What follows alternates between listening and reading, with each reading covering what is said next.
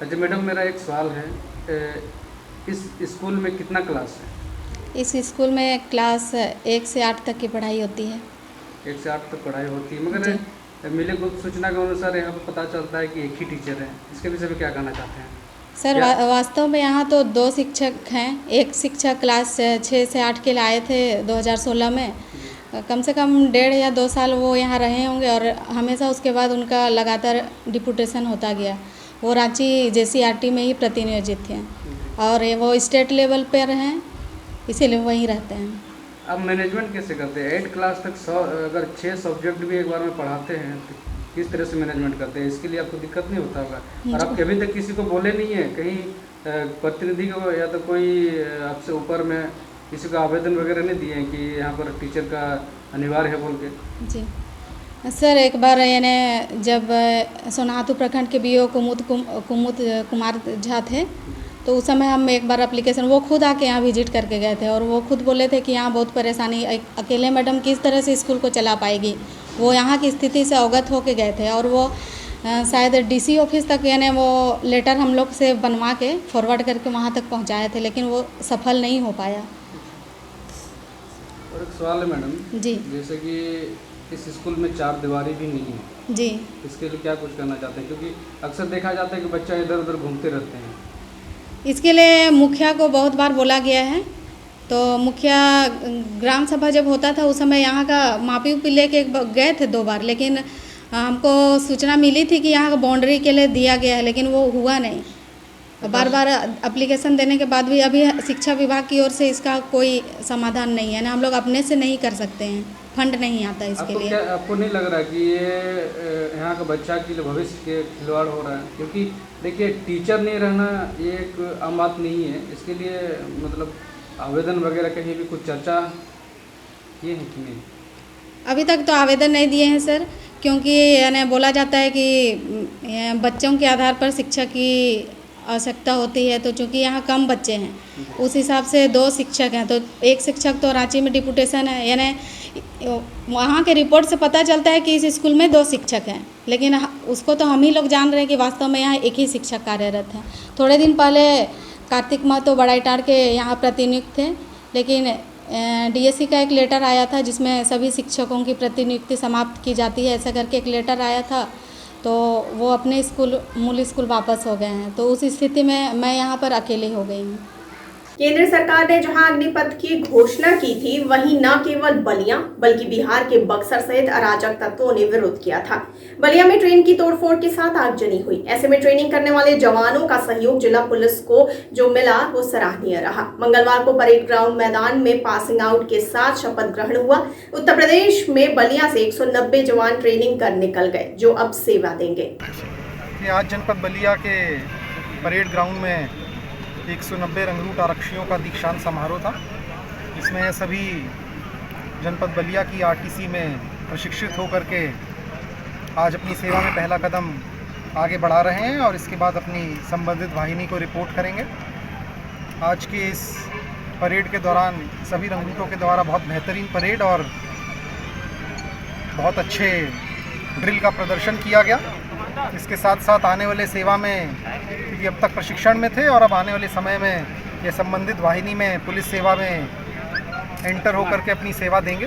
तो ऐसे में जिन जिन चीज़ों का इनको ख्याल रखना चाहिए और जिन जिन बातों का विशेष रूप से इनको हमेशा स्मरण रखना चाहिए, उसके बारे में इनसे वार्ता की गई। और पुलिस विभाग या किसी भी यूनिफॉर्म सर्विस का सबसे महत्वपूर्ण अंग है अनुशासन। तो उसी अनुशासन का आज इन्होंने प्रदर्शन भी किया और मुझे उम्मीद है आने वाले समय में भी इसी बेहतरीन अनुशासन और इसी बेहतरीन तरीके से अपनी सेवा को देंगे। सर, अग्निवीर योजना का जो विरोध हुआ था उसमें भी इन लोगों ने काफ़ी अच्छा रोल प्ले किया, रंगरूटों ने। तो खासकर जब ऐसे माहौल में किस तरीके से इनको फेस करना है सिचुएशन को, सर उसके बारे में थोड़ा विस्तृत बताएं और इनका किस तरीके से रोल रहा सर। देखिए, प्रशिक्षण के दौरान both on field end of field training होती है, जिसमें हमारी इंडोर क्लासेस होती हैं, आउटडोर हमारा परेड, पीटी और विभिन्न आउटडोर एक्टिविटीज़ होती हैं। इसके साथ साथ ऑन फील्ड ट्रेनिंग में विभिन्न टाइम पे इनको route march, foot patrolling, law and order duties, festival duties का दिखाया जाता है कि किस तरीके से वहाँ उस समय ड्यूटी करनी चाहिए, ताकि आने वाले समय में जब भी इस तरह की विभिन्न ड्यूटीज़ की जाए। जहाँ तक आप बात कर रहे हैं किस तरह की ड्यूटीज़ करनी होंगी, तो आप सब लोग देखते हैं कि पुलिस विभाग को हर तरह की सिचुएशन में रिएक्ट करने के लिए, हर तरह की सिचुएशन में अपनी ड्यूटी करने के लिए तैयार रहना चाहिए। तो उसको परिभाषित नहीं किया जाता है कि पुलिस विभाग के जवानों का या पुलिस विभाग के कर्मियों का, पुलिस विभाग के अधिकारियों का क्या रोल है। उनके लिए हर एक दिन कोई नई चुनौती या हर एक दिन कोई नया कार्य आ सकता है। तो हर एक तरह के कार्य के लिए हमारा भी कोशिश थी कि इस अल्प अवधि में जो हमको समय मिला था इन लोगों को प्रशिक्षित करके एक अच्छा पुलिस कांस्टेबल बनाने का, उस दौरान हमने इनको विभिन्न तरह का एक्सपीरियंस दिया और विभिन्न तरह का जो एक पुलिसकर्मी के समय के सामने आ सकती हैं परिस्थितियां, उससे इनको रूबरू कराने की कोशिश की। सर एक चीज़ और जानना चाहते हैं कि कितने रंगरूट आज मौके पे पास आउट हुए और ख़ासकर इसमें से कौन उच्च कोटि का रहा? खासकर देखा जाता है कि कोई फर्स्ट आता है, कोई सेकंड आता है, कोई थर्ड आता है, तो सर इसके बारे में थोड़ा बताइए। 190 रंगरूट आज पास हो रहे हैं और सभी के सभी रंगरूट जो जनपद बलिया में आगमन करवाए थे सभी के सभी उत्तीर्ण हो गए हैं। इनमें निश्चित रूप से जो इनका आंकलन होता है इंडोर और आउटडोर का, उसके बेसिस पे अलग अलग मार्क्स आए हैं और उसके बेसिस पे अलग अलग लोगों को प्रथम, द्वितीय और तृतीय स्थान प्राप्त हुआ है। उसकी सूची आप लोगों को मिल जाएगी। खबर आ रही है बिजनौर से, जहां घर में हुए मोबाइल चोरी के शक में युवक को घर से खींचकर पड़ोसियों ने जंगल ले जाकर पेड़ से बांधकर घंटों तक तालिबानी अंदाज में लाठी डंडों से पीट कर अधमरा कर दिया।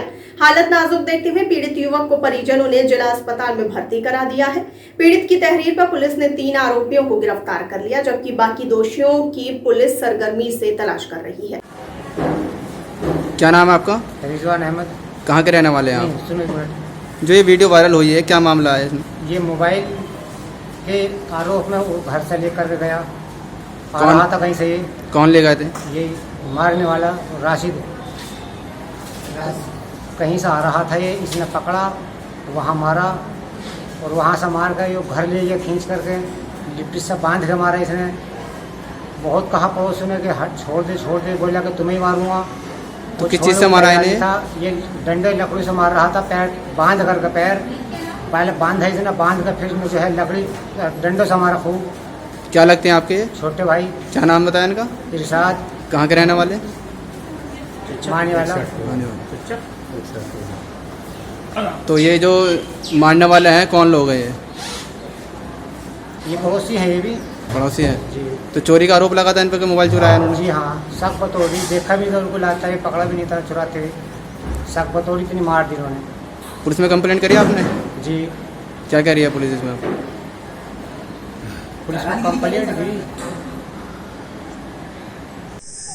थाना अफजलगढ़ क्षेत्र का एक वीडियो वायरल हुआ था जिसमें कुछ लोग एक व्यक्ति को बांधे हुए उसके साथ मारपीट कर रहे हैं। इस सूचना पर तत्काल अफजलगढ़ पुलिस द्वारा जानकारी की गई तो तथ्य ये संज्ञान में आए हैं कि ये पुराना वीडियो है। 8 तारीख में वहीं एक चोरी की घटना कारित हुई थी अफजलगढ़ में, जिसमें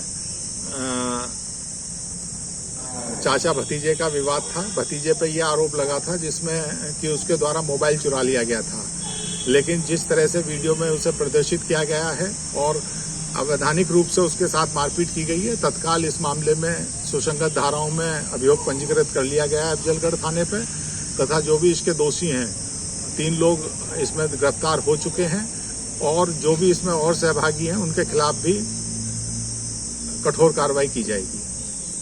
आ रही है झारखंड से, जहां जिला प्रशासन बोकारो एवं उगम एजुकेशनल फाउंडेशन की संयुक्त पहल से ट्रांसफॉर्मिंग KGBV कार्यक्रम का शुभारंभ कार्यशाला आज दिनांक 12 जुलाई 2022 को समरणालय स्थित सभागार में उप विकास आयुक्त कीर्ति श्री जी की अध्यक्षता में किया गया। टीम के कुछ सदस्य हैं, जैसे स्नेहा है, तो वो ऑलरेडी जो है यहाँ बोकारो में ही रह रही है।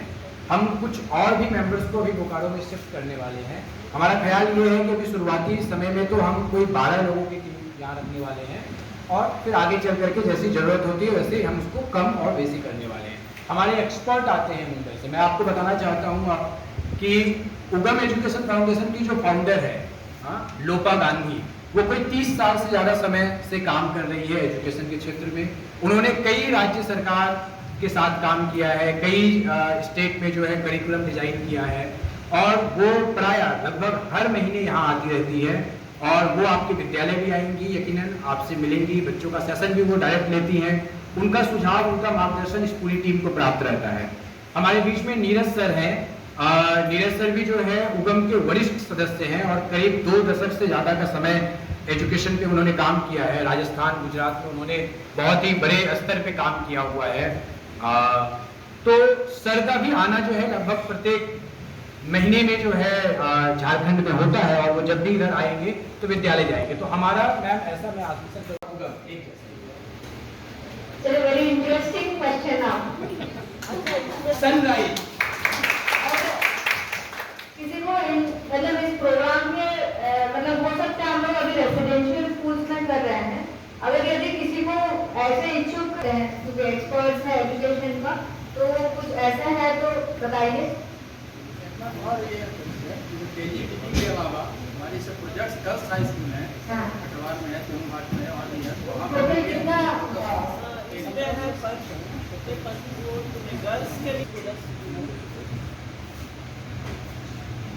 Project girls high school, maybe you can plan it there also. So total apart पूछना चाह रही हूँ, जैसे आप लोग कस्तूरबा में प्रोग्राम शुरू करेंगे तो इसके लिए जो आपके ये सशक्ति फेलो हैं, और सशक्ति फेलोशिप कार्यक्रम हम लोगों ने 5 जिलों में चलाया है अभी तक। मैम के लीडरशिप में हम लोगों ने रामगढ़ में शुरू किया था, जिसके आपको फेलोज यहाँ दिख रहे हैं। ये सभी बहुत एक्सपर्ट हैं, इन्होंने अपनी ट्रेनिंग पूरी की है, और ये राज्य के सभी अलग अलग जिलों में केजीबी में जाकर वहाँ रहकर बच्चों के साथ जो है बोकारो में भी करें तो जो आदेश में you can maybe keep in mind. खबर आ रही है संभल से, जहां रेलवे सुरक्षा कर्मियों ने महिला की जान बचाई। रेलगाड़ी में चढ़ते वक्त संतुलन खो बैठी थी महिला यात्री हादसे का शिकार हो सकती थी। आरपीएफ के जवानों ने सूझबूझ से महिला की जान बचाई। मुकेश व रोहित ने त्वरित कार्रवाई करते हुए होने वाले हादसे को टाल दिया। जनपद संभल के चंदौसी रेलवे स्टेशन का ये पूरा मामला है। तो ये थी इस वक्त की बड़ी खबर। आगे खबरों के लिए बने रहिए TTN 24 के साथ। मुझे दीजिए इजाजत, नमस्कार।